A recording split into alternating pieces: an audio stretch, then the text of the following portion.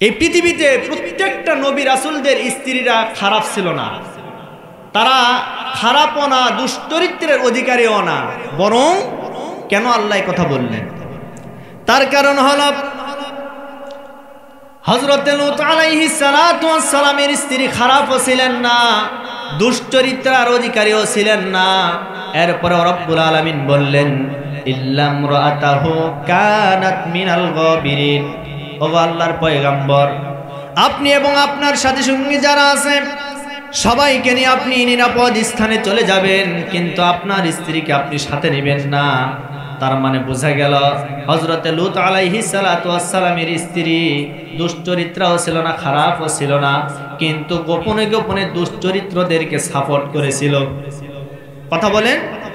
সুতরাং হযরত লূত আলাইহিস সালাতু ওয়াস সালামের স্ত্রী দুশ্চরিত্র না হওয়ার পরেও দুশ্চরিত্রদেরকে সাপোর্ট করার কারণে যদি জাহান্নামে যেতে পারে, আপনি মনে করছেন আমি নামাজ পড়ছি, হজ করছি, সব কিছু আমার ঠিক আছে, কিন্তু তলে তলে আপনি নামাজ পড়ার পরেও যারা এই দেশের ভিতরে ইসলামী আইন চায় না, কোরআন বিরোধী আন্দোলন করে তাদেরকে আপনি সাপোর্ট করেন।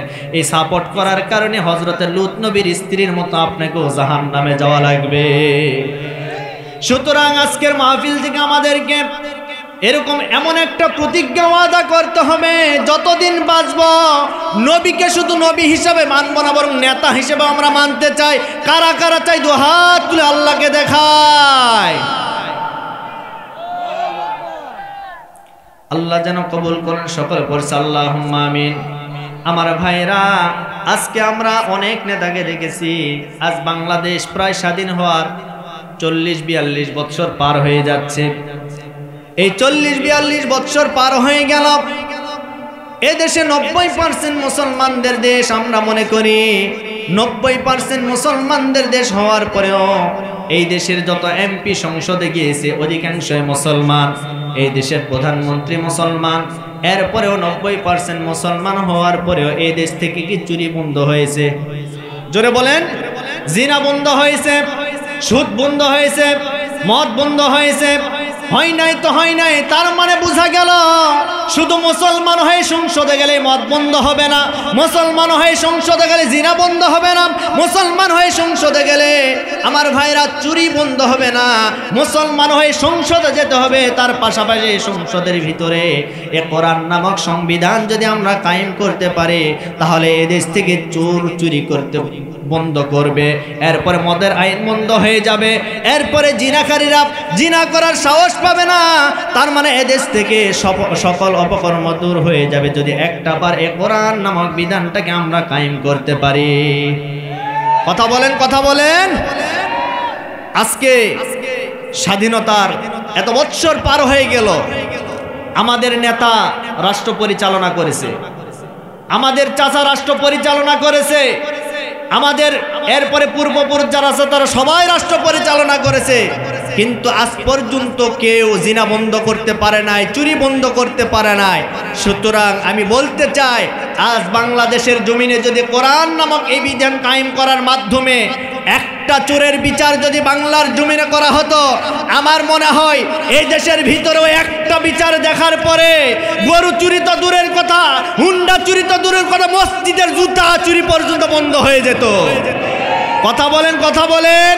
কোরআন দিয়ে যদি একটা জিনাকারীর বিচার করা হতো, এদেশের ভিতরে এই যুবকরা নারীর দিকে নজর দেওয়া তো দূরের কথা, যুবকদের স্বপ্ন দোষ পর্যন্ত বন্ধ হয়ে যেত।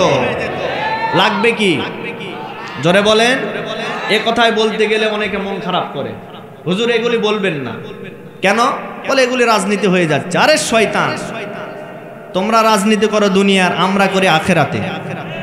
তোমরা করো দুনিয়ার, আমরা আল্লাহর আখেরাতের করি। তোমরা করো তোমাদের নেতার, আর আমরা করি আমাদের নেতা বিশ্ব নেতার। কথা বলেন।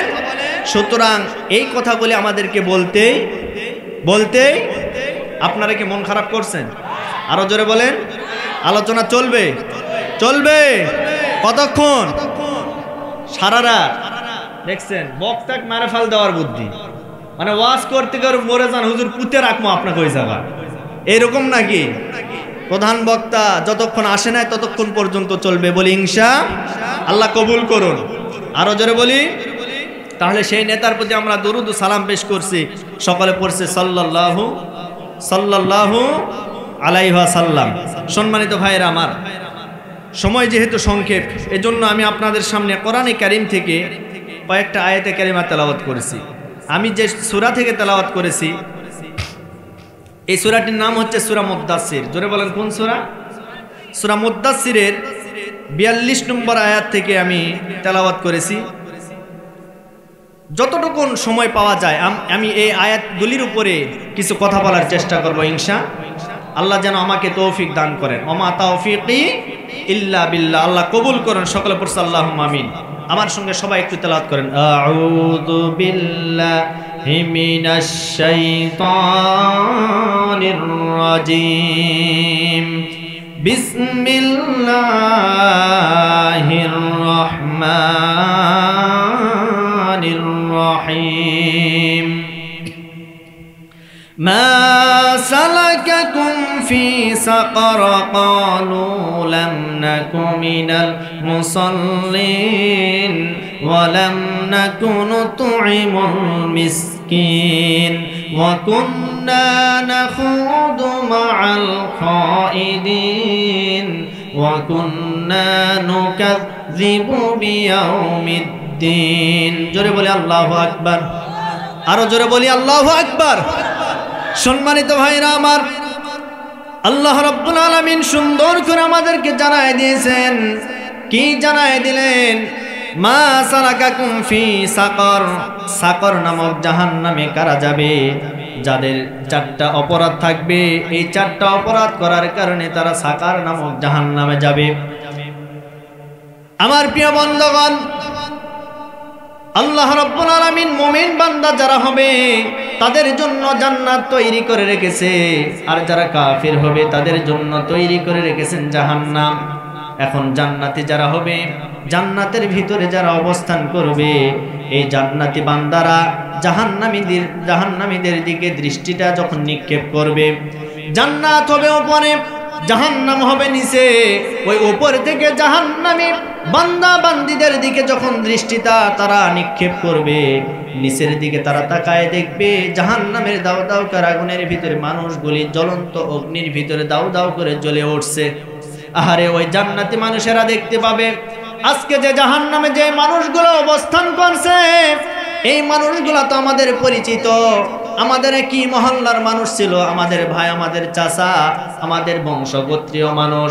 আজকে আমরা জান্নাতে আসলাম, এই মানুষগুলা জাহান্নামে কেন গেল আমরা একটু জানতে চাই। এই মনের ভিতর যখন আকাঙ্ক্ষা করবে, রব্বুল আলামিন ওই জান্নাতটাকে জাহান্নামীদের কাছে নিয়ে আসবে। নিয়ে আসার পরে জান্নাতি এবং জাহান্নামী মানুষেরা একে অপরের ভিতরে কথোপকথন শুরু করে দিবে। এখন এই জান্নাতের মানুষগুলা জাহান্নামী মানুষদেরকে জিজ্ঞাসা করবে, ভাই আজকে আমরা জান্নাতে আসলাম, তোমরা জাহান্নামে কেন গেলে একটু আমরা জানতে চাই। তার কারণ হলো আমরা তো একই জায়গায় বসবাস করতাম, একই সাথে খেলাধুলা করেছি, একই আমরা বাজারে করেছি, একই মসজিদে আমরা নামাজ আদায় করেছিলাম, বিভিন্ন সময় একই জায়গায় চলাফেরা করেছিলাম। কিন্তু আজকে তোমরা জাহান্নামে কেন গেলে? আজকে আমরা জান্নাতে চলে আসলাম, আর তোমাদেরকে জাহান্নামে দেওয়ার কারণটা কি আমরা জানতে চাই। তখন ওই অপরাধীরা, ওই জাহান্নামীরা বলে উঠবে, ভাই আমরা আজকে 4টা অপরাধ করার কারণে আজকে রব্বুল আলামিন আমাদেরকে জাহান্নামে দিয়েছেন। তার মানে জাহান্নামে যাবে যারা 4টা অপরাধ করবে তারা। কথা বলেন, কয়টা অপরাধের কারণে জাহান্নামে যাওয়া লাগবে? 4টা অপরাধের কারণে জাহান্নামে যাওয়া লাগবে। এর ভিতরে 1 নাম্বার অপরাধের নাম হলো, সুন্দর করে রব্বুল আলামিন জানাই দিয়েছেন, ক্বালু লাম নাকু মিনাল মুসাল্লিন। জোরে বলি আল্লাহু আকবার। ওই জাহান্নামীরা বলবে, ভাই আজকে তোমরা জান্নাতে গেছো, আমরা জাহান্নামে এসেছি। 1 নাম্বার অপরাধ ছিল আমাদের, ক্বালু লাম নাকু মিনাল মুসাল্লিন। আমরা দুনিয়াতে মুসল্লি ছিলাম না, আমরা নামাজ আদায় করতাম না, আমরা নামাজ পড়তাম না। আর আজকে নামাজ না পড়ার কারণে রব্বুল আলামিন আমাদেরকে জাহান্নামে দিয়েছেন। সুতরাং জাহান্নামে যাওয়ার যত অপরাধ আছে, এর ভিতরে 1 নম্বর অপরাধের নাম হলো নামাজ পড়বে না যারা জাহান্নামে যাবে। জোরে বলেন। তার মানে নামাজ পড়ার দরকার আছে না নাই? আপনি যত বড় নেতা হন না কেন, যত বড় মানুষ হন না কেন, আপনি যা কিছু হন না কেন, সর্বপ্রথম আপনাকে নামাজ আদায় করতে হবে, আপনাকে নামাজ পড়তে হবে। নামাজ যদি আপনি না পড়ে থাকেন তাহলে আপনাকে জাহান্নামে যাওয়া লাগবে। আমার ভাইরা, এইবার বিশ্বনবী হাদিসের ভিতরে বলেন, কিয়ামতের ময়দানে আউয়ালু ইউহাসাবু বিহিল আবদু ইয়াওমাল কিয়ামাতিস সালাহ, কিয়ামতের ময়দানে বান্দার কাছ থেকে সর্বপ্রথম যে জিনিসটার হিসাব নেওয়া হবে, সেই জিনিসটার নাম কিন্তু রোজা না, সেই জিনিসটার নাম কিন্তু হজ না, সেই জিনিসটার নাম কিন্তু যাকাত না, সেই জিনিসটার নাম হচ্ছে নামাজ। নামাজ বলি সুবহানাল্লাহ। এজন্য নামাজের হিসাব সর্বপ্রথম নেওয়া হবে। আমার নবীজি বলেন, নামাজ যারা পড়বে তাদের জন্য 5টা পুরস্কার রব্বুল আলামিন দান করবেন। এখন আওয়াজ দিয়ে বলুন, নামাজ যারা পড়বে তাদের জন্য পুরস্কার কয়টা? আরো জোরে বলেন, কয়টা? 1 নাম্বার পুরস্কার হলো, নামাজ যারা পড়বে তাদের কোনো রিজিকের চিন্তা থাকবে না। সুবহানাল্লাহ কয় না রে? 1 নম্বরে নামাজ যারা পড়বে তাদের কোনো রিজিকের চিন্তা থাকবে না। 2 নম্বরে নামাজ যারা পড়বে তারা কোনোদিন বেঈমান হয়ে মরবে না। 3 নম্বরে নামাজ যারা পড়বে তারা ঈমান নিয়ে মৃত্যুবরণ করবে। 4 নম্বরে নামাজ যারা পড়বে তারা পুলসিরাতের ফুল বিজলির আকারে পার হয়ে যাবে। 5 নম্বর পুরস্কার হলো, নামাজ যারা পড়বে কিয়ামতের ময়দানে তারা ডান হাতে আমলনামা নিয়ে আল্লাহর জান্নাতে প্রবেশ করবে। সুতরাং নামাজ পড়ার দরকার আছে না নাই? আরো জোরে বলেন। এজন্য আমার নবীজি নামাজের কথা বলেছেন। মৃত্যুকালে আমার নবীজি তার স্ত্রীর কথা বললেন না, সন্তানের কথা বললেন না, তার পরিবারের কথা বললেন না। মৃত্যুর সময় যে কথাটা বলেছেন, আসসালাত আসসালাত মা মালাকাত আইমানুকুম, নামাজ নামাজ, আমার উম্মতেরা নামাজ নামাজ ছেড়ে দিও না। তার কারণ হলো, আমার নবীজি মৃত্যু সজ্জায় চলে গেছে। এমন সময় উম্মুল মুমিনিন আয়েশা রাদিয়াল্লাহু তাআলা আনহার উরুর উপরে আসরের ওয়াক্তের সময় আমার নবীজি আমাদের আম্মা জান আয়েশা সিদ্দিকার উরুর উপরে মাথা দিয়ে ঘুমন্ত অবস্থায় আছে। এমন সময় একবার হোশ হয় আর একবার বেহুশ হয়ে যায়। আমার নবীজির যখন হোশ ফিরে আসলো, আমার নবীজি আয়েশাকে ডাকতে বলেন, ও আমার প্রাণের স্ত্রী আয়েশা গো, আমাকে একটু উঁচু করে ধরো, আমাকে একটু উঁচু করে ধরো। এখন কোন ওয়াক্ত চলছে? আম্মা জান আয়েশা ডাকতে বলেন, ইয়া রাসূলুল্লাহ, ইয়া হাবিবাল্লাহ, এখন তো নামাজের ওয়াক্ত হয়ে গেছে। সাহাবায়ে কেরামরা আপনার জন্য অপেক্ষা করতে করতে আমার বাবার ইমামতিতে তারা নামাজে দাঁড়িয়ে গেছে, জামাতবদ্ধ হয়ে দাঁড়িয়ে গেছে। এই কথা বলার পরে আমার নবীজি বলেন, ও আয়েশা, আমাকে একটু উঁচু করে ধরো, আমি একটু নামাজের দৃশ্যটা দেখতে চাই। এইবার আমার নবীজিকে উঁচু করে ধরা হলো। আমার নবীজি মসজিদে নববীর দিকে যখন চেহারাটা নিক্ষেপ করলো, এমন সময় আম্মা জান আয়েশা দেখতে পেল আমার নবীজির চোখের কোণে বেয়ে বেয়ে পানি পড়তেছিল। আম্মা জান আয়েশা ডাকতে বলেন, ইয়া রাসূলুল্লাহ, ইয়া হাবিবাল্লাহ, আজকে তো আপনার কাদার দিন না, আজকে তো আপনার খুশির দিন, আজকে তো আপনার হাসার দিন, আজকে আপনি কান্না করেন কেন আমি একটু জানতে চাই। আল্লাহর নবী ডাকতে বলেন, ও আয়েশা, আজকে আমার এই কান্না দুঃখের কোনো কান্না নয়, আজকে আমার এই কান্না হচ্ছে সুখের কান্না।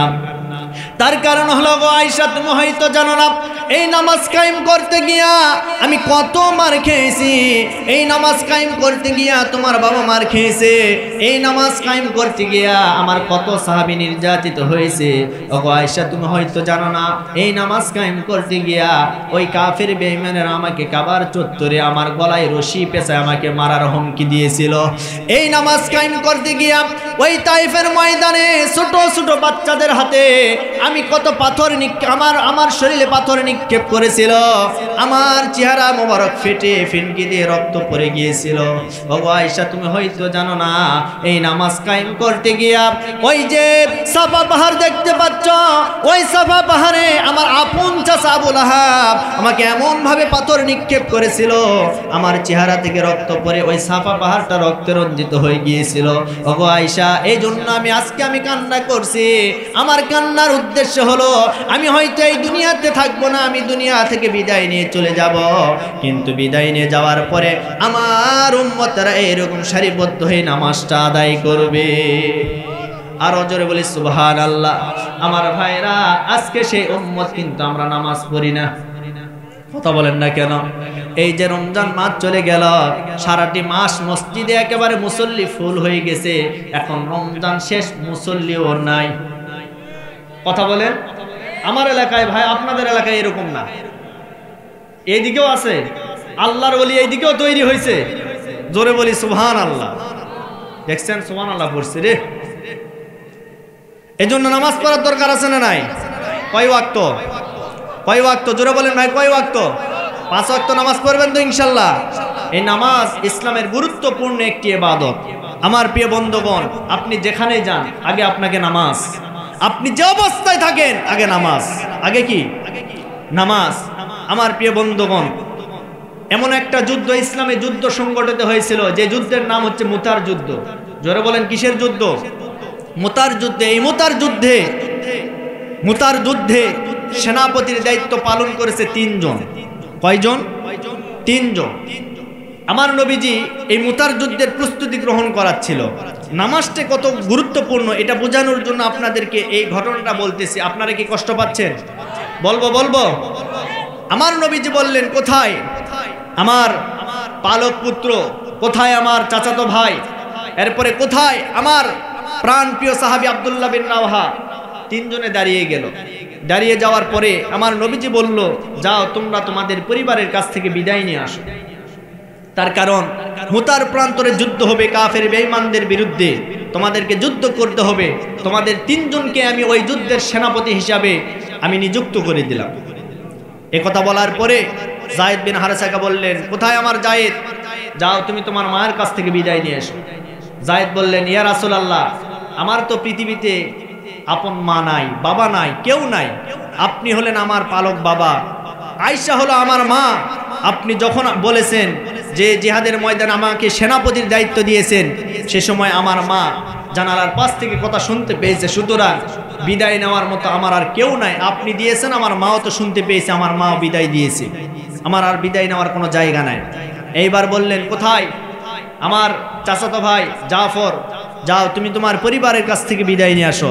এইবার জাফর বিন আবি তালিব রাদিয়াল্লাহু তাআলা আনহু তিনি চলে গেল পরিবারের কাছে। যাওয়ার পরে পরিবারকে বললেন, প্রাণের স্ত্রী রে, আমাকে তুমি বিদায় দাও, মুতার প্রান্তরে যুদ্ধ হবে, আমি নবীজি আমাকে সেনাপতির দায়িত্ব দিয়েছে, আমি যুদ্ধের ময়দানে যেতে চাই। এইবার জাফরের স্ত্রী হাত তুলে আল্লাহর কাছে দোয়া করছে, আল্লাহ আমার স্বামীকে যেহেতু নবীজি অনুমতি দিয়েছে, বললেও আমার স্বামী আমার কথা শুনবে না, আমি নিষেধও করতে চাই না, তবে তোমার কাছে আমি দোয়া করি, আল্লাহ আমার স্বামীকে তুমি গাজী বানায় বাড়িতে পাঠিয়ে দিও। যেই না এই কথা বলেছে, তার হাতে ছিল তরবারি, তরবারের উল্টো পিঠ দ্বারা জাফরের স্ত্রীর হাতের উপরে মৃদু আঘাত করলো। আঘাত করার পরে বলল, ও আমার প্রাণের স্ত্রী, আজকে তুমি উল্টা দোয়া করো না, উল্টা দোয়া আল্লাহ কবুল করবে না। কারণ তুমি হয়তো জানো না, যেই জিহাদের ময়দানে নবীজি এতদিন পর্যন্ত সেনাপতি একজনকে দিয়েছে, আর আজকে 3 জনকে যেহেতু দিয়েছে, আমার বিশ্বাস ওই জিহাদের ময়দানে আমরা শহীদ হয়ে যাব। সাহাবায়ে কেরামদের জিহাদে ময়দানে যাওয়ার কি তামান্না, কি আকাঙ্ক্ষা! আর বর্তমান আমার সমাজের ভিতরে কিছু নামধারী মুসলমান বের হয়েছে, যারা বলে বর্তমান সময় ভালো না, হুজুর এইসব কথা বলা যাবে না। আছে না নাই? আরে ভাই, বর্তমান সময় আবার কেমন খারাপ, এর চাইতে আমার রাসূলের যুগ কি খুব ভালো ছিল? সুতরাং সে সময় যদি আমার নবীজি এবং সাহাবায়ে কেরামরা যদি নির্যাতিত হতে পারে, জালিমের জুলুমের শিকার হতে পারে, আপনি আমি তাদের কাছে কিছুই না। সুতরাং তাদের উপর বিপদ এসেছে, আমার আপনার উপরে বিপদ আসবে 100%। মুমিন বিপদের সম্মুখীন না হয়ে আল্লাহর জান্নাতে যেতে পারবে না। কথা বলেন। আলিফ লাম মিম আহাসিবান নাস আইয়ুতরাকু আইয়াকুলু আমান্না ওয়া হুম লা ইফতানুন। তোমরা কি এটা মনে করেছো আমরা শুধু ঈমান আনলাম আর আল্লাহর জান্নাতে চলে যাব? অত সোজা না। কথা বলেন। ঈমান আনতে হবে, আল্লাহর প্রতি পূর্ণ বিশ্বাস স্থাপন করতে হবে, আর আল্লাহর রাস্তায় সংগ্রাম করতে হবে, লড়াই করতে হবে, তবে রব্বুল আলামিন আমাদেরকে বিজয় দান করবেন। কথা বলেন ঠিক কিনা? সম্মানিত ভাইরা আমার, এইবার জাফর বিন আবি তালিব স্ত্রীকে ডাক দিয়ে বলো, ও প্রাণের স্ত্রী, তুমি আজকে উল্টা দোয়া করো না, উল্টা দোয়া আল্লাহ কবুল করবে না। নবীজি আমাকে যেহেতু সেনাপতির দায়িত্ব দিয়েছে, আমার বিশ্বাস আমি ওই জিহাদের ময়দানে আজকে শহীদ হয়ে যাব। এই কথা বলার পরে স্ত্রীর কাছ থেকে বিদায় নিয়ে চলে যাচ্ছিল। পিছনে তার সন্তানেরা আব্বা আব্বা বলে ডাক দিতে দিতে বাবার পিছনে তারা দৌড়াদৌড়ি করতেছিল। কিতাবের ভিতরে এসেছে একটাবারের জন্য জাফর বিন আবি তালিব পিছনের দিকে তাকান নাই। ও আচ্ছা আচ্ছা, ঠিক আছে। একটাবারের জন্য পিছনের দিকে তাকান নাই। আমার প্রিয় বন্ধুগণ, এইবার জাফর বিন আবি তালিব চলে গেল। 3 নম্বর সেনাপতি আব্দুল্লাহ বিন রাওহা রাদিয়াল্লাহু তাআলা আনহু, এইবার আব্দুল্লাহ বিন রাওহা নবীজির কাছ থেকে বিদায় নিয়ে তার পরিবারের কাছে চলে গেল। তার জীবনে আবার আরেকটা ঘটনা ঘটে গেছে। সে যেদিন নতুন বিবাহ করেছে সেই রাত্রিতে আমার নবীজি তাকে সেনাপতির দায়িত্ব দিয়েছেন। স্ত্রীর সাথে মিলামেশা করতে পারে নাই, বাসর রাত উপভোগ করতে পারে নাই। সেই দিন আমার নবীজি তাকে জিহাদের ময়দানে যাওয়ার জন্য অনুমতি দিয়েছে। এ আব্দুল্লাহ বিন রাওহা ওই বাসর রাতকে ফেলে দিয়ে আমার নবীজির ডাকে সাড়া দিয়ে জিহাদের ময়দানে চলে গিয়েছিল। এইবার বিদায় নেওয়ার জন্য বাড়িতে আসলো। আসার পরে দরজাতে একটা নক করেছে। স্ত্রীকে ডাক দিয়ে বলেন, ও আমার প্রাণের স্ত্রী রে, আস্তে করে দরজার ওই পাশ থেকে আমাকে একটু বিদায় দিয়ে দাও, আমি জিহাদের ময়দানে যেতে চাই। আমার নবীজি জিহাদের ময়দানে সেনাপতির দায়িত্ব দিয়েছে। এইবার স্ত্রীও কেমন ইমানদার ছিল। স্ত্রী ডাক দিলেন, ও প্রাণের স্বামী গো, আমি আপনাকে বাধা দিব না, আমি আপনাকে নিষেধ করব না, কিন্তু আজকে আমাদের নতুন বিবাহ হয়েছে, আমি একটাবার আপনার চেহারাটা সুন্দরভাবে একটু দেখতে পারি নাই, আপনিও আমাকে সুন্দর করে দেখতে পারেন নাই। তবে আপনার কাছে আমার একটা অনুরোধ হলো, যেহেতু আপনি জিহাদের ময়দানে যাবেন কোনো আপত্তি নাই, আপনি শুধুমাত্র একটাবার ঘরের ভিতরে আসবেন, আমি প্রাণ খুলে মন খুলে আপনার চেহারাটা একটাবার আমি দেখতে চাই। আর এই আশা রাখবো রব্বুল আলামিন যেন আমাদেরকে ওই কিয়ামতের ময়দানে পরিচয় করে দিবে। ওই কিয়ামতের ময়দানে আপনার ওই চেহারাটা দেখার পরে আমরা যেন একসাথে জান্নাতের ভিতরে অবস্থান করতে পারি। এই কথা বলার পরে স্বামী ডাক দিয়ে বলেন, ও প্রাণের স্ত্রী, এই যদি হয় তোমার ইরাদা, এই যদি হয় তোমার ইচ্ছা, তাহলে তুমি এবার শুনে নাও, শুনে নাও, আমাকে ভিতরে যাওয়া লাগবে না। আমি যদি ওই জিহাদের ময়দানে যাওয়ার পরে শহীদ হয়ে যায়, আর রব্বুল আলামিন কিয়ামতের ময়দানে এই শহীদ হওয়ার কারণে আমাদেরকে স্বামী স্ত্রী হিসেবে কিয়ামতের ময়দানে পরিচয় করিয়ে দিবে। আরো জোরে বলি সুবহানাল্লাহ। এই কথা বলার পরে তারা চলে গেল জিহাদের ময়দানে। যাওয়ার পরে এইবার যায়েদ বিন হারিসা রাদিয়াল্লাহু তাআলা আনহু ওই মুতার প্রান্তরে কাফের বেঈমানদেরকে জাহান্নামে পাঠায় দেয়া তিনি নিজেও শহীদ হয়ে গেল। এইবার জাফর বিন আবি তালিব তিনিও কাফের বেঈমানদেরকে জাহান্নামে পাঠায় দেয়া তিনিও শহীদ হয়ে গেল।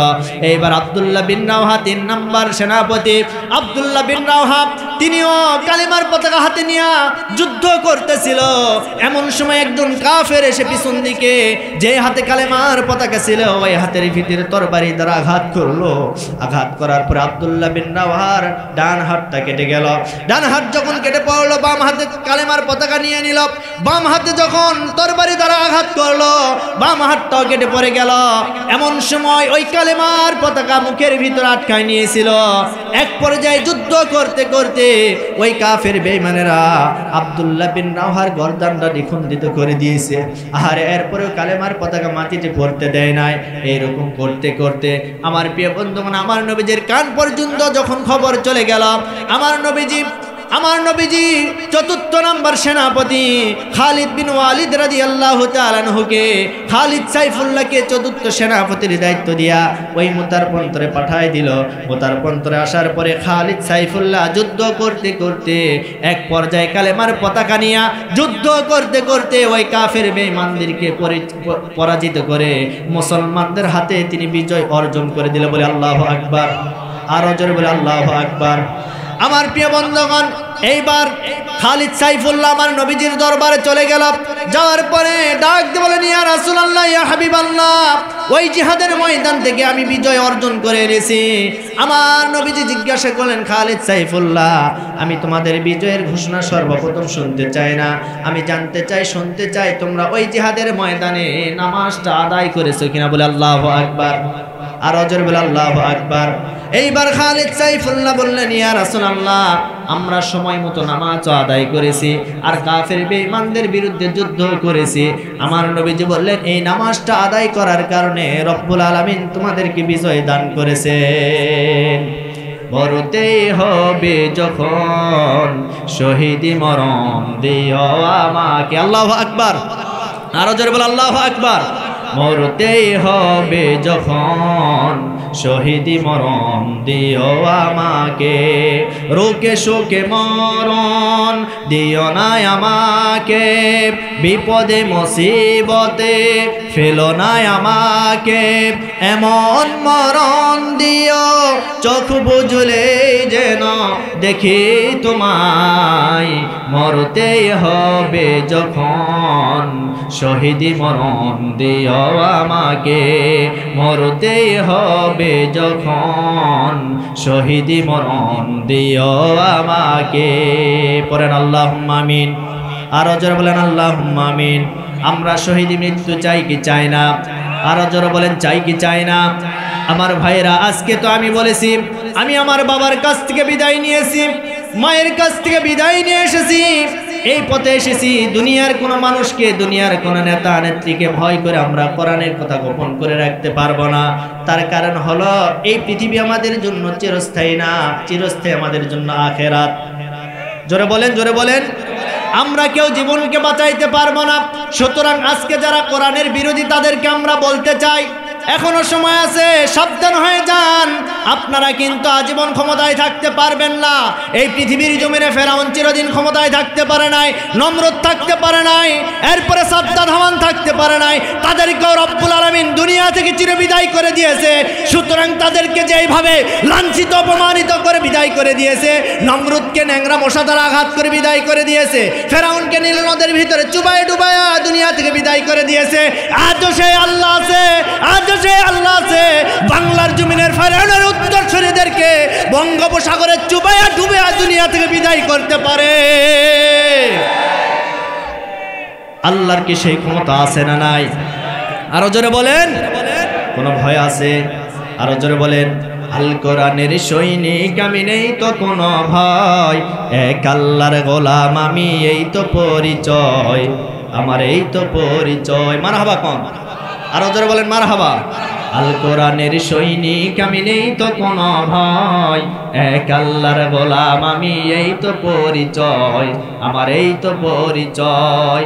কোরআন হাদিস শাসনতন্ত্র রাসূল আমার নেতা, উৎসাহ মোর চির অমলান ইতিহাস বীর গাথা। আল্লাহু আকবার।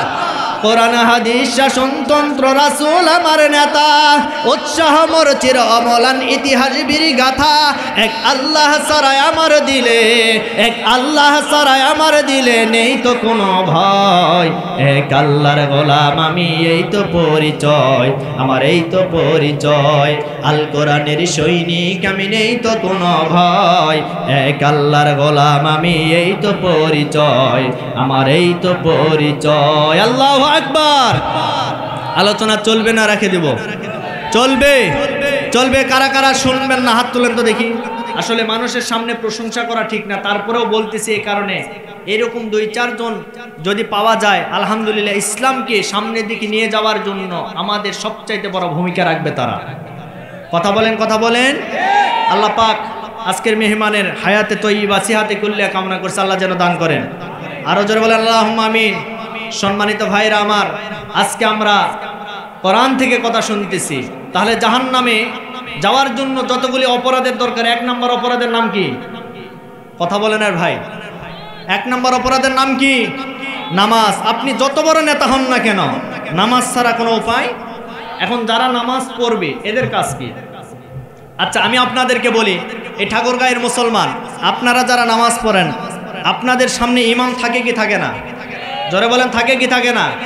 এখন এই ইমাম যখন নির্বাচন করেন, ইমাম যখন আপনারা নির্বাচন করেন, নির্বাচনের সময় আপনারা তো দেখে নেন যে ইমাম বিড়ি খায় কিনা। কথা বলে না। ইমাম ঘুষ খায় কিনা, ইমাম জিনাকারী কিনা, ইমাম মদ খায় কিনা, এরকম দেখার দরকার হয় কি হয় না? আরে ভাই, অত দূরে তো দূরের কথা, একটা ইমামের বউ যদি একটু বেপরদায় চলে তার পিছনে নামাজ পড়তে চায় না। একটা ইমাম, সামান্য আপনার মহল্লার ইমাম, এই নামাজ আপনাকে শিক্ষা দিচ্ছে ইমাম নির্বাচনের। এই ইমাম নির্বাচন শুধু মসজিদে রাখলে হবে না, বরং মসজিদের বাইরেও আপনাকে রাখা লাগবে। আপনার সমাজের আপনার এলাকার যারা নেতা, এই নেতাগুলি নামাজ পড়ে কিনা, এই নেতাগুলি ঘুষখোর কিনা, এই নেতাগুলি সুদখোর কিনা, এই নেতাগুলি রাতের আধারে ওই পরিমণিদের মতো নায়িকাদেরকে নিয়ে তারা আড্ডা দেয় কিনা, এটাও দেখার দায়িত্ব হলো আপনার। সুতরাং আপনি নামাজ পড়েন, আপনার নামাজের মাধ্যমে বাহিরের নেতাগুলিও আপনাকে নির্বাচন করতে হবে। সেটা যদি না করেন, নামাজ পড়েও আপনাকে যাওয়া লাগবে কোথায়? কথা বলেন না কেন? আরেকটা বিষয় আপনাদেরকে বলি, নামাজ আপনাদেরকে শিক্ষা দিচ্ছে কি? ইমাম সাহেব সামনে থাকে, পিছনে কে থাকে? কথা বলেন আর ভাই, জোরে বলেন, কে থাকে? মুক্তাদি থাকে। ইমাম সাহেব মাঝে মধ্যে ভুল করে কি করে না? করে কি করে না? যদি সূরা ফাতিহার জায়গায় যদি বলে আলহামদুলিল্লাহি রাব্বিল আলামিন মালিকি ইয়াউমিদ্দিন, তাহলে কি করবেন? তাকবীর দিতে হবে, আল্লাহু আকবার, না হলে আপনি শুদ্ধ আয়াত পড়বেন। কি কথা বলেন না কেন? এরকম করবেন আপনি। আপনি দেখতে পেলেন ইমাম সাহেব একবার ভুল করলো, আপনি ঠিক করে দিলেন, পরে আবার ভুল করলো, আবার ঠিক করলেন, পরে আবার ভুল করলো, আবার ঠিক করলেন। এরকম 3 বার করার পরে যদি ইমাম সাহেব সংশোধন না হয়, তাহলে ওই ইমামকে ঘাড় ধাক্কা দিয়ে মসজিদ থেকে বের করে দেবেন, ওর পিছনে নামাজ পড়ার কোনো দরকার নাই। কথা বলেন ঠিক কিনা? তাহলে একটা ইমাম মসজিদে ভুল করলে 3 বার ভুল করার পরে মসজিদ থেকে ঘাড় ধাক্কা দিয়ে আপনি যদি বের করে দেওয়ার অধিকার রাখে, আপনার সমাজের নেতা, আপনার সমাজের যারা রাজনৈতিক নেতা হয়ে বসে আছে, এরা যদি ভুল করে, একবার ভুল করবেন, সংশোধন করে তাদেরকে দেখিয়ে দিবেন, এরপরেও দ্বিতীয়বার ভুল করলে আবার সংশোধন করার অধিকার রাখে, তৃতীয়বার ভুল করলে আবার সংশোধন করে দিবেন, চতুর্থবার ভুল করলে ঘাড় ধাক্কা দিয়ে চেয়ার থেকে নামায় দিবে। ওই চেয়ারে বসার তার কোনো অধিকার নাই। কথা বলেন? কারণ এই চেয়ার পবিত্র চেয়ার। এই চেয়ার কি চেয়ার? পবিত্র চেয়ার। এখন ঘাড় ধাক্কা দিয়ে নামায় দিবেন কাদেরকে? যাদেরকে দিবেন ওরা তো জোর করে থাকে। কথা বলেন? ঈদ চলে গেল, আপনারা এই ঘটনা অনেকে শুনেছেন। খলিফাতুল মুসলিমিন হযরত ওমর ঈদের পূর্ব দিনে তার স্ত্রীর সাথে কথোপকথন করতেছিল। ঈদের পূর্ব দিনে তার স্ত্রীর সাথে কথোপকথন করতেছিল। স্ত্রী ডাকলে বলেন, স্বামী, আমরা তো আমাদের বয়স হয়ে গেছে, আমরা মুরব্বী, আমরা বাবা মা, আমাদের জন্য নতুন জামা কাপড় না হলেও চলবে, কিন্তু আমাদের ছোট্ট ছোট্ট বাচ্চারা আছে, তাদেরকে তো অন্তত একটা নতুন জামা কাপড় কিনে দিতে হবে। হযরত ওমর চোখের পানি নিয়ে বলে, প্রাণের স্ত্রী, তুমি তো সুন্দর কথা বলেছো, কিন্তু আমার কাছে জামা কেনার মতো কোনো টাকা নাই। সুবহানাল্লাহ কয় না রে? জামা ক্রয় করার মতো আমার কাছে 1 টাকাও নাই। এইবার স্ত্রী ডাক দিয়ে বলেন, স্বামী গো, আপনি হলেন অর্ধ পৃথিবীর খলিফা, অর্ধ পৃথিবীর শাসনকর্তা। আপনি চাইলে ওইরকম একটা কেন, হাজার হাজার জামা আপনি ক্রয় করতে পারবেন। এইবার হযরত ওমর ডাক দিয়ে বলেন, ও প্রাণের স্ত্রী রে, এটা আবার কেমন কথা? আমি হলাম অর্ধ পৃথিবীর খলিফা হতে পারি, কিন্তু তুমি যে কথা বললে ওই জনগণের টাকা আত্মসাৎ করে আজকে যদি আমি আমার সন্তানের জন্য জামা কাপড় ক্রয় করে দেই, কিয়ামতের ময়দানে আমাকে জালিমের কাতারে দাঁড়াতে হবে। আল্লাহু আকবার। এই কথা বলার পরে এইবার স্ত্রী ডাক দিয়ে বলেন, স্বামী, না না না, আমি তো তোমাকে ওইভাবে নিতে বলি নাই। আমি নেওয়ার জন্য এতটুকু আবদার আপনার কাছে আমি করতে চাই। সে আবদারটা হলো, আপনি যেহেতু খলিফা, আপনি যেহেতু রাষ্ট্রপ্রধান হয়ে বসে আছেন, আপনি আপনার অর্থমন্ত্রী যে আছে তার কাছে একটা আপনি দরখাস্ত লিখেন, আগামী 1 মাসের অগ্রিম বেতন যদি আপনি নিতে পারেন, ওই 1 মাসের অগ্রিম বেতন দিয়ে আমার সন্তানের জন্য একটু নতুন জামা কাপড় ক্রয় করতে পারবো। এই কথাটা বলার পরে হযরত ওমর ডাক দিয়ে বলেন, ও প্রাণের স্ত্রী, সুন্দর পরামর্শ দিয়েছ, সুন্দর পরামর্শ দিয়েছ, সুন্দর বুদ্ধি দিয়েছ। এইবার 1 মাসের অগ্রিম বেতন নেওয়ার জন্য সে সময় অর্থমন্ত্রী আবু উবাইদার কাছে চিঠি লিখলো। লিখার পরে ডাক দিয়ে বলেন, ওগো আমার অর্থমন্ত্রী, মাননীয় অর্থমন্ত্রী, আমি খলিফা ওমর বলছি, আগামী 1 মাসের অগ্রিম বেতন যদি আপনি আমাকে দিতে পারেন, আমি আমার সন্তানের জন্য নতুন একটা জামা ক্রয় করতে পারবো। এই চিঠিটা চলে গেল অর্থমন্ত্রীর কাছে। যাওয়ার পরে অর্থমন্ত্রী চিঠি খুলে দেখার পরে তিনি দেখতে পেলেন ওই চিঠির নিচে যে ব্যক্তির সাইন করা, সই করে দেওয়া হয়েছে, সেই ব্যক্তি দুনিয়ার কোনো সাধারণ ব্যক্তি নয়, তিনি হলেন অর্ধ পৃথিবীর খলিফা হযরতে ওমর। এই চিঠিখানা পড়তেছিল আর চোখের পানি ফেলতেছিল। এমন সময় চিঠির ভিতরে লেখা আছে 1 মাসের অগ্রিম বেতন চেয়েছে। এইটা পড়ার পরে আবু উবাইদা বিচক্ষণ মানুষ ছিল। এইবার তিনি চিঠির অপর পৃষ্ঠায় 2টা প্রশ্ন হযরত ওমরকে করেছে। এরপরে লিখেছে, ও খলিফা, আপনি যদি 2টা প্রশ্নের উত্তর দিতে পারেন তাহলে আমি অর্থমন্ত্রী আবু উবাইদা বলছি আপনার জন্য 1 মাসের অগ্রিম বেতন আমি দিতে পারবো। এই চিঠিখানা চলে গেল হযরত ওমরের কাছে। যাওয়ার পর হযরত ওমর চিঠিটা হাতের ভিতরে নেওয়ার পরে অপর পৃষ্ঠায় তাকিয়ে দেখলো আবু উবাইদা 2টা প্রশ্ন করেছে। 1 নম্বরে প্রশ্ন হলো, ও খলিফা, আপনি যে আমার কাছে 1 মাসের অগ্রিম বেতন চেয়েছেন, আপনি কি আমাকে গ্যারান্টি দিতে পারবেন আপনি আগামী 1 বছর দুনিয়াতে বেঁচে থাকবেন? এই গ্যারান্টি কি আপনি দিতে পারবেন? আল্লাহু আকবার বলবেন না? আপনি কি এক মাস আপনি দুনিয়াতে বেঁচে থাকবেন, এই গ্যারান্টি কি আপনি দিতে পারবেন? এই কথা বলার পরে 2 নম্বর প্রশ্ন হযরত ওমর পড়তেছিল আর কান্না করতেছিল। 2 নম্বর প্রশ্ন করেছে, আপনি যদিও 1 মাস বেঁচে থাকেন তাহলে আগামী 1 মাস যে আপনি ক্ষমতায় চেয়ারে বসে থাকবেন, জনগণ যদি আপনাকে না রাখে আর যদি রাখতে চায় তাহলে এই গ্যারান্টি আপনাকে দিতে হবে। কথা বলেন, আপনাকে দিতে হবে। আপনি যে ক্ষমতার চেয়ারে বসে থাকবেন আগামী 1 মাস, আপনাকে এই গ্যারান্টি দিতে হবে। আচ্ছা বলেন তো হযরত ওমর কি এর উত্তর দিতে পেরেছে? আরো জোরে বলেন।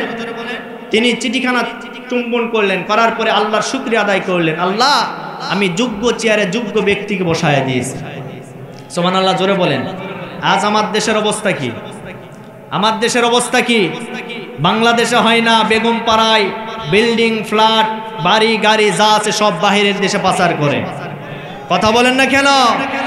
আজকে আমার দেশের একজন প্রশাসনিক দায়িত্বশীল ছিল সাবেক, বেনজির আহমেদ। এই বেনজির আহমেদের গত কয়েকদিন আগের একটা রিপোর্টে দেখেছি তার নিজের নামে কোনো টাকা পয়সা করে নাই, ব্যাংক ব্যালেন্স করে নাই, বরং তার স্ত্রী, সন্তান সকলের নামে। বাংলাদেশ তো দূরের কথা, বাহিরে ব্যাংক ব্যালেন্স, টাকা পয়সা এমন কোনো জায়গা নাই, শুধু টাকা আর টাকা। তার মানে বোঝা গেল এই কয়েক বছরের এই টাকাগুলি জিব্রাইল ফেরেশতা জান্নাত থেকে দিয়ে গেছে নাকি? কার টাকা এগুলি? জোরে বলেন, কার টাকা? সুতরাং এগুলি সম্পূর্ণ জনগণের টাকা আত্মসাৎ করে তারা বেগম পাড়ায় বাড়ি তৈরি করেছে। কথা বলেন ঠিক কিনা? হিসাব একদিন দিতে হবে। কথা বলেন, হিসাব একদিন দিতে হবে। সেই দিন পালানোর কোনো রাস্তা থাকবে? হিসাব দিতে হবে। আমার প্রিয় বন্ধুগণ, এই হলো খলিফা ওমরের রাজনীতি। আর আমরা রাজনীতি করে, আমাদের রাজনীতি না, আমাদের হয় পেট নীতি। কথা বলেন, কথা বলেন। আমাদের যেগুলি হয় এগুলি রাজনীতি না, হয় পেট নীতি না হয় দুর্নীতি। আর তারা বলে যে হুজুররা রাজনীতির কথা বলবেন না। আমি তো একটি কথা বারবার বলি, এই দেশে কেউ যদি রাজনীতি সঠিক নিয়মে করতে চায় এই হুজুররাই রাজনীতি করবে। কথা বলেন, কথা বলেন। তার কারণ হলো আপনার জন্মের সময় হুজুর লাগে, এরপর আপনার বিবাহের সময় হুজুর লাগে, মৃত্যুর সময় হুজুর ছাড়া আপনার জানাজা হয় না। আবার এই হুজুরদেরকে বাদ দিয়ে আপনি রাজনীতি করবেন, বাংলার মুসলমান মেনে দিতে পারে না। কথা বলেন ঠিক কিনা? এই মোল্লারে সারা তোকে কবর দিবে না, এই মোল্লারে সারা তোকে দাফন দিবে না, এই মোল্লা সারা তোর জানাজা কেহ পড়বে না, এই মোল্লারে সারা তোকে কবর দিবে না, এই মোল্লারে সারা তোকে দাফন দিবে না। তোর মা বাবা যেদিন যাবে এই দুনিয়া ছেড়ে, সেদিন ঠিকই আসতে হবে এই মোল্লাদের ধারে। আর এই মোল্লা না থাকলে তোর মার বিয়া হইতো না। কথা কয় না বারে? এই মোল্লা না থাকলে তোর মার বিয়া হইতো না, এই মোল্লারে সারা তোকে দাফন দিবে না, এই মোল্লারে সারা তোকে কবর দিবে না, এই মোল্লা না থাকলে তোর মার বিয়া হইতো না। কথা বলেন, এই মোল্লারে সারা তোকে কবর দিবে না, এই মোল্লারে সারা তোকে দাফন দিবে না। কথা ঠিক, কথা ঠিক। সুতরাং হুজুর বিরোধী আন্দোলন করা যাবে। আমার প্রিয় বন্ধুগণ, যেহেতু আমার সংক্ষেপ সময়, এজন্য আমি অল্প অল্প করে সামনের দিকে একটু এগিয়ে যাই। কষ্ট হয় আপনাদের? পেছনের ভাই যারা এসেছেন দয়া করে একটু বসে পড়েন। এটা এই মুহূর্তে কোরআনের কথা চলছে। কার কথা? জোরে বলেন, কার কথা? কোরআনের কথা। এই কথার ভিতরে কোনো ভেজাল আছে? কোনো সন্দেহ আছে? কোনো সংশয় আছে? আল্লাহর কথা, ওমান আস্তাকু মিনাল্লাহি কিলা ওমান আস্তাকু মিনাল্লাহি হাদিসা। আল্লাহ যা বলেন ওয়াদাল্লাহি হক, আল্লাহ যা বলেন সত্য কথা। আল্লাহর কথার ভিতরে কোনো ভেজাল? আমাদের ভিতরে ভেজাল আছে না নাই? কথা বলেন না কেন? ফসলের ভিতরে ভেজাল আছে না নাই? সকল জায়গায় দুর্নীতি, সকল জায়গায় ভেজাল, কিন্তু আল্লাহর কোরআনের ভিতরে কোনো ভেজাল